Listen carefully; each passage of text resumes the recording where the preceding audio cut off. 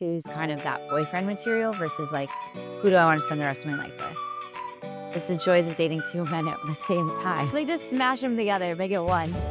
What does it mean when someone says more than once, I wish both of you were one person? But it's like, am I really gonna get the whole package? I'm attracted to you, I would be attracted to you, I would absolutely date you, but like you're missing this. And then I go over here and I'm like, you have all of this that guy's missing, but I'm not like that connection over here. When am I gonna find someone that does everything? When someone says this more than once, it tells us that they are not really choosing between two people, but that they are divided within themselves. Well, at least that's what we have witnessed with Bri.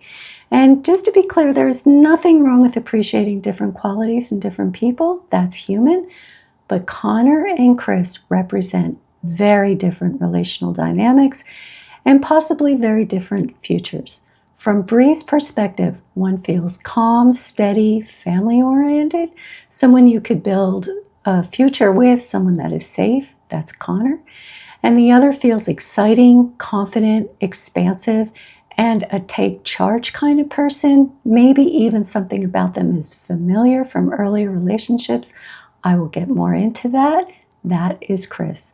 So today I am breaking down what wanting two completely different men in one person is rarely about the men at all. And this may actually go a little deeper. When we are not fully grounded in who we are, we sometimes try to feel more secure by changing the person in front of us. Hi, I'm Dr. Pam, therapist and relationship counselor. I am so grateful that you are here.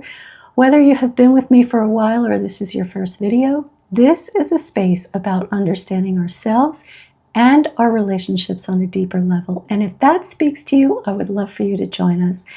And just as a reminder, I know that this is reality TV and it is heavily edited. I am not diagnosing anyone because actually that tells you very little about a person. I am using what we are shown so that you and I can explore patterns and emotional dynamics that may help you reflect on your own relationships. Okay, let's start here. I'm going to be breaking down Bri's conflict between Connor and Chris, and I'm going to show you the dynamics between both and why that speaks more about her internal conflict than anything else. So, when we want safety from one person, but still need to feel in control or slightly elevated above them, something subtle begins to shift in that dynamic. So listen to how Bri refers to Connor. This is a boyfriend. He's such a boy. He's just a boy. Frat boy, you know that, right? I'm not a frat boy. Yes, you are. Or she might be asking herself, do I want the excitement that I feel with Chris? You need someone who's going to be more dominant in your life and to help you, like guide you and like show you places you've never been before. So this can mean an internal struggle, not just about who you want to be with, but about who you are becoming as a person. And when we slow this down, her connection with Connor, her pull toward Chris, the real question isn't who should she choose, it's what is she trying to resolve within herself? This next clip is right after the party where all the couples met face to face for the first time. And Bri is talking about how she felt seeing the other men that she had spoken to in the pods. I just felt like we would have actually had a more genuine conversation than what I did with a lot of people. Even the guys I dated. And it kind of bothered me. It's like, are we not acknowledging all the depth? Like there were some people in there that I was like, I've told you things I've like never told anybody else. Okay, so we know she's engaged to Connor, and yet she's still looking back, needing more from someone else. Because when you're certain, you don't usually need more. And notice Connor's face here. He's registering something, and I'll come back to that in a moment, but let's keep watching. It's kind of bizarre, like we went through this whole experience and we're all just like looking at each other like we didn't do this. Chris pulled you aside to talk more about this one? I mean, that's a good question. I don't know. Connor isn't wrong to ask whether she was hoping Chris would pull her aside. It's a fair question. And her response is telling when she says, I don't know. It means that she may not be fully aware of the uncertainty that she is carrying between Chris and Connor. On some level, Connor seems to sense that there's something unresolved there, even if Bri hasn't fully named that for herself. Now, This could look like jealousy on Connor's part, and it may very well include jealousy, and I'll speak more about that in a moment. But for Bri, it appears she is still trying to process her feelings about Chris, even if she doesn't consciously recognize that yet. Kind of getting emotional about it. Like, it's just like we just went through these pods and we were so expansive and so insane, and like we're like writing these letters to each other and like telling each other we love them and like breaking up with each other, and all of a sudden we just come and rip shots. I hope that there's a part 2 to that, to like talk to Chris.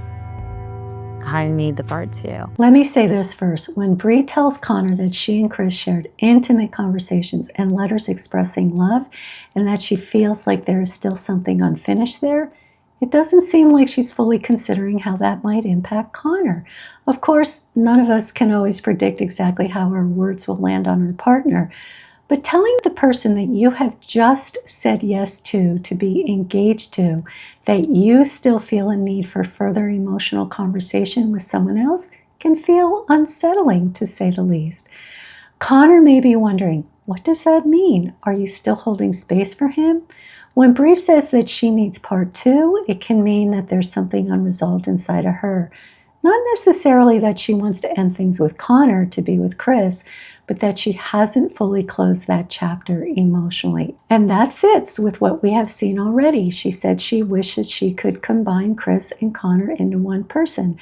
And that tells us that she is internally conflicted, still working through what she may not have fully recognized yet. That was like what was so cool about, like, I could like just see it. I was like, Chris and I are like hanging out, we're doing this, we're doing that. Like, it was just so easy to be like, oh yeah, like we would do all these things. We probably still would do all these things. Yeah, no, for sure. It was like absolutely like, that's why I was like, Chris is still gonna like take me to do all these things. So sorry, Jess and Connor. I appreciate.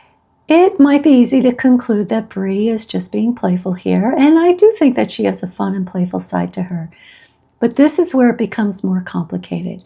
As we continue watching, it begins to look like this is more than just playfulness. There seems to be something underneath all of this, almost as if she is still holding on just a little to her attraction to Chris. I appreciate you for like just, I don't know, just the like vigor and energy you have for life. Like, it's so attractive. We're gonna get Connor to come over to my place, and you guys both can try the ice plunge together. Oh, I'm not kidding. We were talking about like date ideas in Columbus. I was like, so do you do like a ice plunge? He's like, no. But I was like, Chris does. Chris, you're an asshole. So Bri tells Chris that she asked Connor if he does the ice plunge, that Connor said no, and then she adds, Chris does. She also tells Chris what she finds attractive about him in this conversation. So now we're not just seeing an internal private comparison, we are hearing it spoken out loud with both Connor and Chris. And that helps us understand Connor's reaction. On the surface, it may look like jealousy, and Connor does acknowledge that he struggles with insecurity. So that's part of this dynamic too. It's been a long, weirdish day. Love seeing everybody, love talking to the girls and the guys, but it was a day where some of my insecurities came back out. I have been so sure of myself, and so I'm trying not to let it get to me, but I don't know, sucks, dude. When a comparison like that is voiced directly, it can escalate whatever insecurity is already there. It can feel like you're being measured. And the larger question isn't just whether Connor feels jealous, it's why does Bri feel the need to compare and communicate the differences in the first place? When someone hasn't fully resolved their internal conflict, it can come out through comparison. She may have chosen Connor, but part of her still seems to be attracted to what she experienced with Chris. She says it playfully, but comparisons like that rarely land as playful. They can sound like there is something that he has that you don't. That's like, I'm just saying. That's how you guys, I feel like you guys vibe like that though. You think? I don't know, dude. Like I I push him. I was like, I don't know. Like, it's interesting to see outside because we've been in such a bubble. I'm like, what do other people think? Like, I don't know. I don't know either. Like, I'm like, if you look at me and Connor, you're like, okay, that works. Yeah. Really? You don't think Okay, it I don't works? know. I needed validation. I don't know. I haven't had any I think it validation. works. When you agree to marry someone, what sustains that decision is not outside validation. It is internal clarity. It's the confidence that you've chosen the person that aligns with you, the person you love, the person you're willing to build a life with as partners. When you find yourself looking outward to confirm that choice, especially from someone you were once emotionally connected to, that often means doubt. And doubt in this context can point to a deeper internal conflict, as I said. We already know that Bri was divided between Chris and Connor in the pods, but this isn't just about two men. It's about Bri's challenge within herself.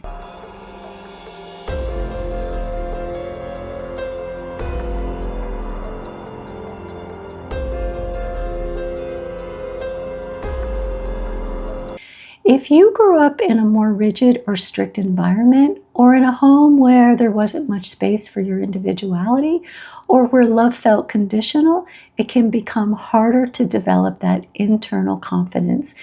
You may learn to make decisions based on how they look, how they feel in the moment, or how others respond to them, rather than from a deep, grounded sense of, this aligns with who I am. The kind of clarity we're talking about, the kind that allows you to choose a partner and feel settled in that choice, usually grows in an environment growing up where you were seen for who you are, where your voice mattered, where your emotions were acknowledged, where you were encouraged to explore your own preferences, values, and identity.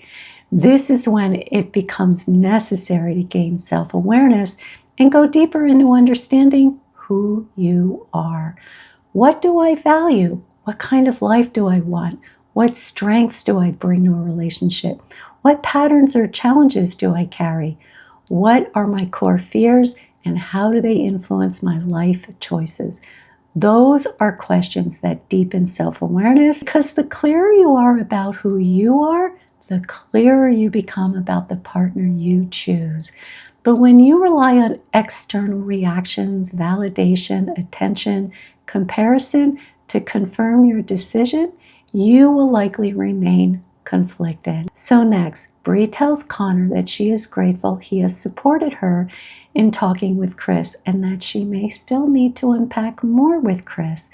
That is not an easy thing for anyone to hear.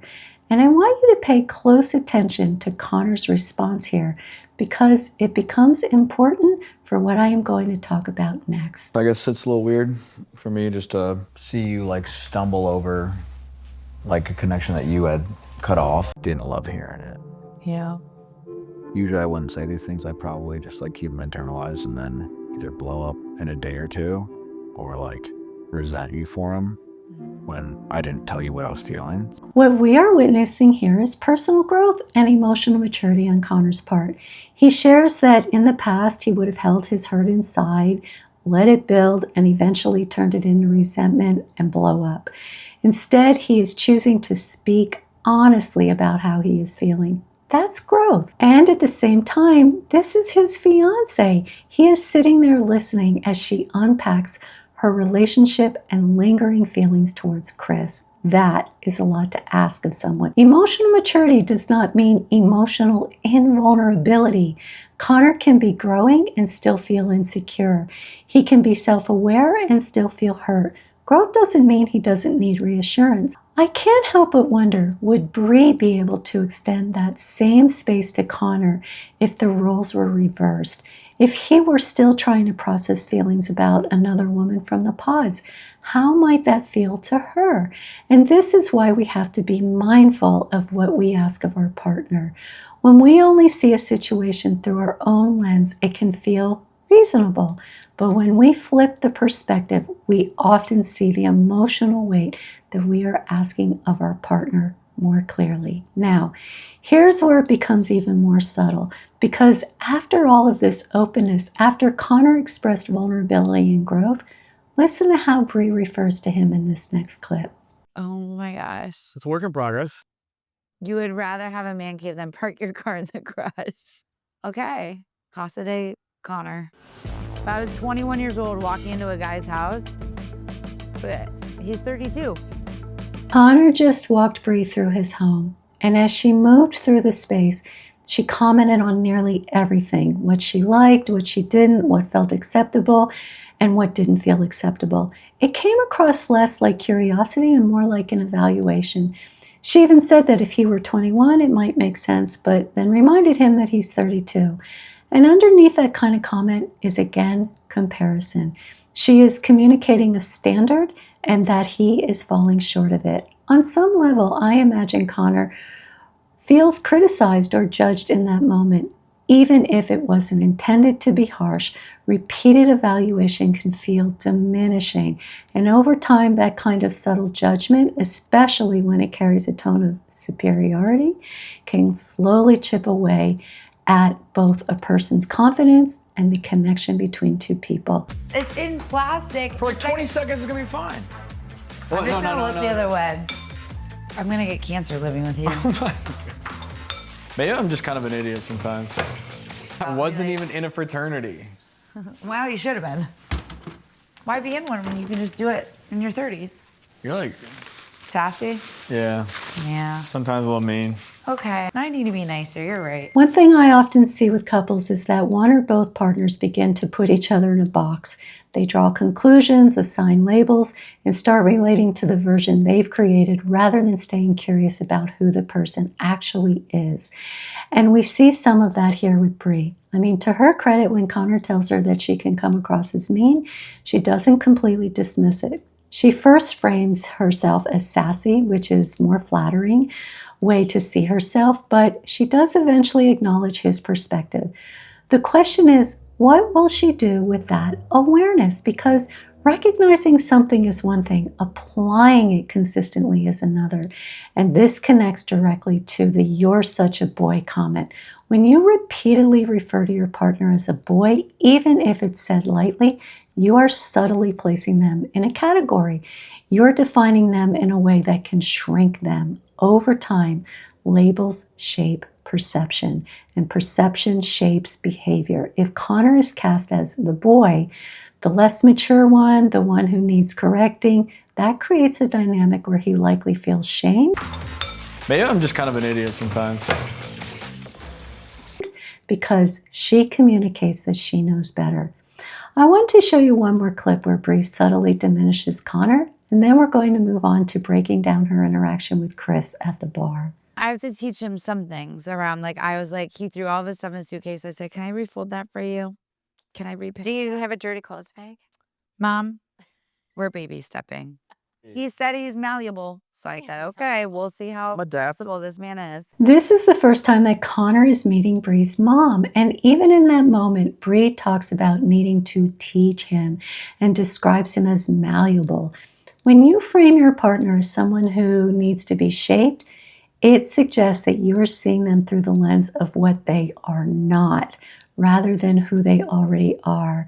And if Bri wants an equal partnership, that requires seeing Connor as a fully formed adult with his own strengths, preferences, and identity, not as someone who needs to be molded into what she feels is acceptable to her. Now, it is completely valid to have concerns about lifestyle differences. Those are conversations couples need to have.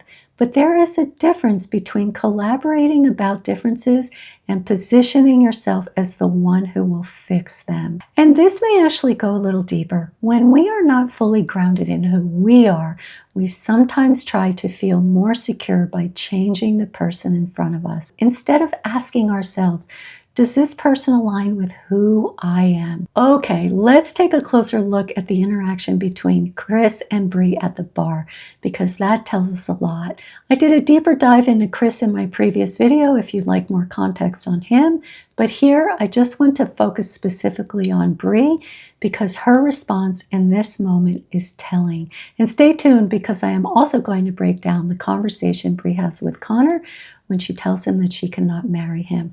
That conversation really pulls this whole video together and helps us understand the inner conflict I see Bri struggling with within herself. I just feel like you guys aren't gonna get married, and I feel like you need someone who's gonna be more dominant in your life and to help you, like, guide you and, like, show you places you've never been before. He's a very submissive guy. I'm not a submissive guy. I know. I'm not like that. Like, I would never be submissive in my life. I want to do that with you. Stop. Earlier, I showed you a clip of Bri talking with Chris in Cabo where she said she needed external validation about her relationship with Connor. And now she's receiving that external feedback from Chris, and he is offering certainty. He is offering strong opinions about what she needs. And you can see self-doubt starting to creep in. When someone else speaks with confidence about you, especially when you are already feeling unsure, that confidence can deepen your self-doubt. Their certainty can start to sound like truth. And let's be clear, he has no idea what she needs. Someone else's confidence is not the same as your own conviction. And I also want you to remember something Chris said, that Bri needs someone more dominant in her life, because that idea resurfaces in the breakup conversation she has with Connor. You will see how outside opinions and her own inner doubts start influencing each other. Your dad's a legit man who's been successful in life. He needs somebody who you're going to introduce him to be like, hey, this is my Charles Schwab account. This is what I'm doing. This is what's going on in life. This is where my directions are 1 to 3 years. That's what you need. My last video was about Chris's behavior, so I don't want to repeat myself here, but I have to say this. Chris has never met Bri's dad. He has no idea what he wants for his daughter, but he communicates this with such confidence. Actually, in my last video, I talk about how this is arrogance, and this directly impacts Bri and her self-doubt, when the healthiest thing for her to do is to not give him an audience, because this reinforces his behavior as acceptable, and it is not. But bringing a parent into a relationship conversation adds another layer. For many people, a parent's voice carries weight, sometimes more than we realize. I think he's a great guy. Trust your judgment. I know. Dad will probably question more things. If you tend to look at a parent for reassurance or direction, their perspective can intensify whatever doubt you're already feeling. I'm not making assumptions about Bri or her dad. I'm speaking more generally here. It's completely natural for parents to express concern. That's part of being a parent. But there is an important distinction between offering thoughtful input and becoming the source of approval or disapproval. When a parent's opinion feels like the final say, it can make it harder to trust your own inner voice. And if you're already feeling conflicted in a relationship, adding a strong parental perspective can intensify uncertainty rather than strengthen your confidence in what is right for you. At some point, adulthood requires being able to hear input, even valued input, without losing your voice. I will say this, sometimes the people who love us, like our parents, truly have the best intentions when they give us advice. They want to protect us. They want to guide us. But part of growing into ourselves is finding our own voice. And sometimes when advice comes from people we deeply love and respect, it can unintentionally make that harder. Their opinions can become louder than our own opinions. We can start questioning what we think, what we want, what we feel, and over time, it can blur the line between our voice and everyone else's. I'm just so used to someone that's out alpha me. Like, wasn't like this extravagant, like in your face, like out alpha me. You don't have the big energy where you're talking over me or ordering at the restaurant, or like the confidence to be like, she'll take this. So it's just like this weird energy that I'm not used to.